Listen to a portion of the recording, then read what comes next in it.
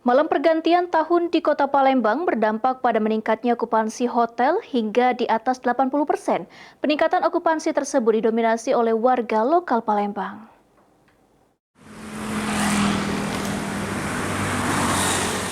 Perhimpunan Hotel dan Restoran Indonesia (PHRI) Provinsi Sumatera Selatan memprediksi okupansi hotel pada malam tahun baru meningkat hingga di atas 90% jika dibandingkan dengan hari biasa.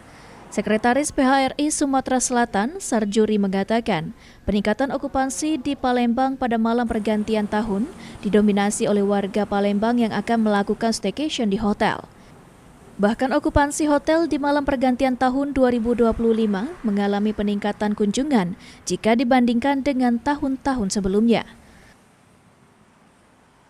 Mau masuk ya, tapi nanti pada saat acara tahun barunya itu juga pasti banyak dari warga Palembang sendiri yang akan menginap di hotel atau staycation di hotel gitu ya.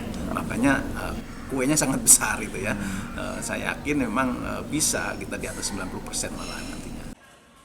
Sementara untuk menarik wisatawan agar merayakan tahun baru di hotel, sejumlah hotel di bawah naungan PHRI menawarkan berbagai penambahan fasilitas kepada para pengunjung. Eki Saputra, PAL TV.